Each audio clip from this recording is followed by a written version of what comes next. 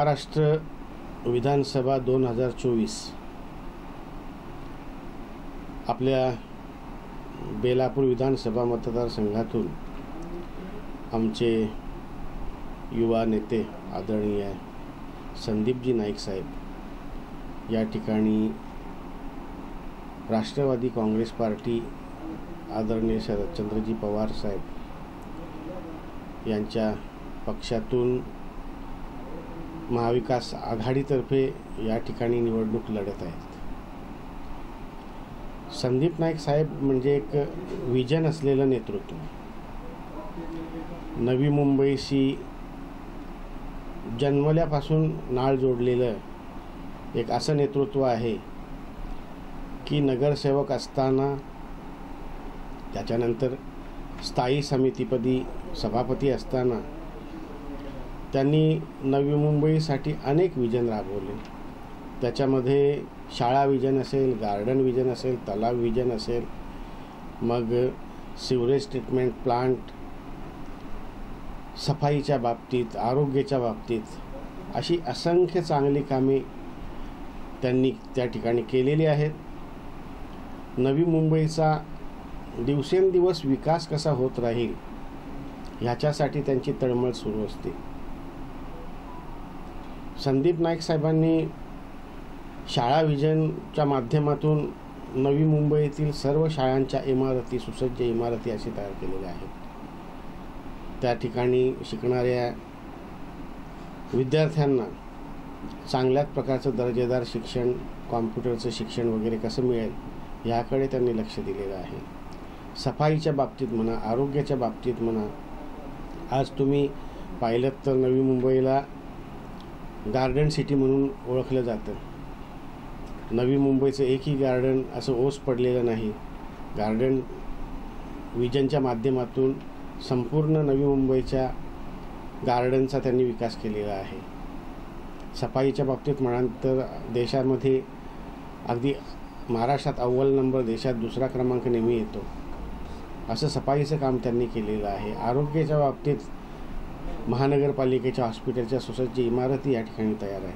अशी असंख्य कामं त्यांनी केलेली आहेत। नवी मुंबईच्या प्रत्येक नागरिकाशी त्यांचे सलोख्याचे संबंध आहेत। या ठिकाणी आलेल्या 18 पगड जाती, मग तो हिंदू असो, मुसलमान असो, शीख असो, ईसाई असो, बौद्ध असो किंवा अन्य कुठल्या जाती धर्माचा असो, अशा प्रत्येक नवी मुंबईत राहणाऱ्या नागरिकांशी त्यांचे अगदी सलोख्याचे संबंध आहेत। त्यांच्याकडं जातीनं त्यांचं लक्ष असतं। असे हे नेतृत्व प्रत्येक नागरिकाला हवं असं वाटतं। आणि ह्या वेळेला बेलापूर विधानसभा मतदारसंघामध्ये ते उभे आहेत। या ठिकाणच्या जनतेनं त्यांना कौल दिलेला आहे। आज 10 वर्षे मागे ते ऐरोलीचे आमदार म्हणून त्यांनी काम केलेलं आहे। ऐरोलीचे प्रथम आमदार ते झाले, दुसऱ्यांदाही आमदार झाले। असं 10 वर्ष त्यांनी त्या ठिकाणी सलग काम केलेलं आहे आणि तिथला विकास त्यांनी व्यवस्थितरित्या साधलेला आहे। त्याचप्रमाणे या ठिकाणी बेलापूर विधानसभा मतदारसंघातील आम्हा सर्व कार्यकर्त्यांचं, या ठिकाणी नगरसेवक जे होते त्यांची एक इच्छा होती की या ठिकाणी संदीप नाईक साहेबांनी उभं राहावं, या ठिकाणी त्यांनी निवडून यावं आणि बेलापूरचा विकास अत्यंत गतिमान करावा। आज बेलापूर विधानसभा क्षेत्रामध्ये राहणाऱ्या सर्वच नागरिकांची, महिलांची, ज्येष्ठ नागरिकांची, लहानांची, विद्यार्थ्यांचं म्हणाल तर विद्यार्थ्यांसाठी 10वी सराव परीक्षा दरवर्षी ते घेतात। आज कित्येक वर्ष 10वी सराव परीक्षा घेतात आणि मुलं चांगल्या मार्क्सनी 10वीच्या बोर्डाच्या परीक्षेत उत्तीर्ण होतात, हे त्यांचं श्रेय आहे।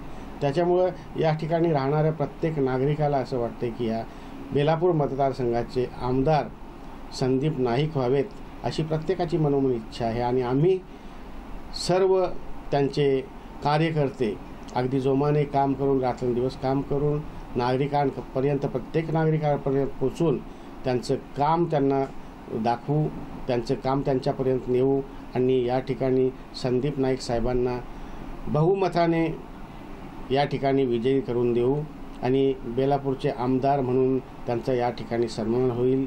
ते मी तर सांगतो की 100% बेलापूर विधानसभा संघाचे आमदार हे संदीप नाईक असतील। संदीप नाइक ही चाहिए। जब भी हम युवाओं में जाते हैं, युवाओं से संवाद करते हैं, तो हर एक युवा ये कहता है कि संदीप नाइक साहब जो है वो दूरदृष्टि वाले नेता है और हमारे भविष्य के लिए, हमको यहाँ नवी मुंबई में रोज़गार के लिए, काम मिलने के लिए, जॉब मिलने के लिए, क्योंकि संदीप नाइक साहब के माध्यम से बहुत सारे जॉब फेयर हुए हैं और उस जॉब फेयर में हज़ारों तादाद में यहाँ युवाओं को काम मिला है।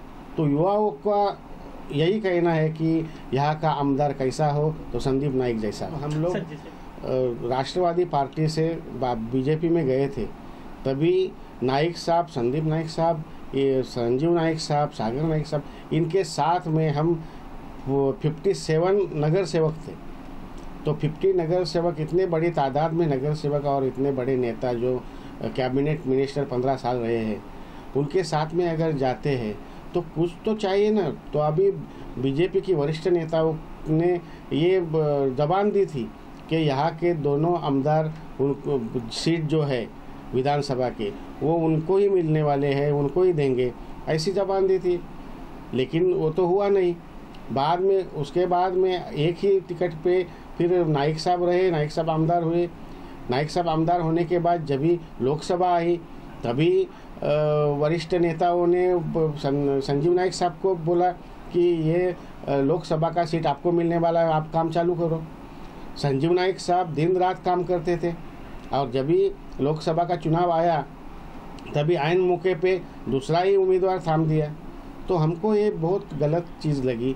और इसके बाद में मंत्री विस्तार में जब भी नाइक साहब का नाम आ रहा था, तो वो भी होने नहीं दिया, किसी ने वो रोक लिया। तो ये अगर बार बार होता रहे, बार बार ऐसी चीज़ होती रहे, तो हमें तो मंजूर नहीं ना। तो हम लोग जो सब नगर सेवक है, वो उन्होंने बोला नाइक साहब को कि ये तो चलेगा नहीं, अभी दोनों सीट तो हमें चाहिए। अगर एक ही मिलता है तो संदीप नाइक साहब को बेलापुर विधानसभा में खड़ा करना ही है और संदीप नाइक साहब खड़े रहेंगे और वो जीतेंगे, ज़रूर जीतेंगे। ऐसा हमने बड़े साहब को, नाइक साहब को शब्द दिया है।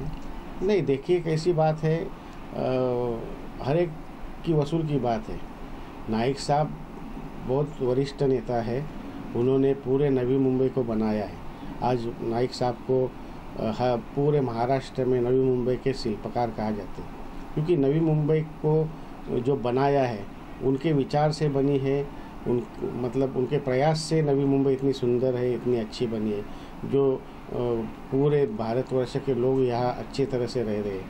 और उनको सबको मालूम है कि यहाँ ये इतनी अच्छी सिटी बनी है, इसका सब श्रेय जो है वो नाइक साहब को जाता है। तो नाइक साहब एक अच्छे विचार के नेता हैं, जो किसी का बुरा नहीं चाहते कभी, अपना काम भला और नवी मुंबई का विकास कैसा हो, नागरिकों को अच्छी सुविधा कैसे मिली, यहाँ रहने वाला हर नागरिक सुखी हो, अच्छे से रहे। तो ये सब ऐसे एक बड़े नेता की खूबियाँ रहती है। तो उनका ऐसा नहीं कि झट से हो गया और पार्टी बदल दिया, उनके विचार अलग है। उन्होंने बोला मुझे टिकट दिया है पार्टी ने, सम्मान दिया है मेरा, तो मैं इसी पार्टी से खड़ा रहूँगा। तो उन्होंने वो बात मानी नहीं। वो देखो, वो बड़े लोगों की बड़ी बात है। देखो, पार्टी को भी अगर अच्छा कोई आदमी मिले तो उसके लिए पार्टी अपने दरवाजे खुले रखती है। अगर ऐसा ही कुछ संदीप नाइक साहब के बारे में हुआ हो, क्योंकि इतने अच्छे, और इस पार्टी से हमारा लगाव पहले ही था, पहले हम इसी पार्टी से थे, तो एक ऐसा भी हो गया कि हमारी घर वापसी हो गई। तो ये घर वापसी उनको अच्छी लगी और उन्होंने संदीप नाइक साहब को प्रवेश दे के टिकट भी दिया। नहीं, अगर नवी मुंबई का इसी तरह अच्छा विकास होता रहे, ऐसा किसी को लग रहा है, यहाँ रहने वाले जो भी नागरिक है, जो भी जाति धर्म के, 18 पगड़ जाति के, समाज के अच्छे रहने वाले, शिक्षित सुशिक्षित लोग यहाँ रह रहे हैं, वो सब लोगों को मेरा अपील है कि अगर नवी मुंबई को इसी तरह हमें आगे लेके जाना है, यहाँ का विकास ऐसे ही अच्छी तरह से होना है, तो नाइक परिवार के सिवा यहाँ कोई अच्छा विकास कर नहीं सकता। और मेरा यह कहना है कि बेलापुर विधानसभा क्षेत्र में हमारे युवा नेता, जो कि मैं पहले बोला हूँ, जिनके पास विजन है, जिस नेता के पास विजन रहता है वो अच्छा ही काम करता है, और ऐसे विजन वाले नेता हमारे आदरणीय संदीप नाइक जी को ही यहाँ की जनता वोट करे, ऐसा मैं सबको अपील करता हूँ।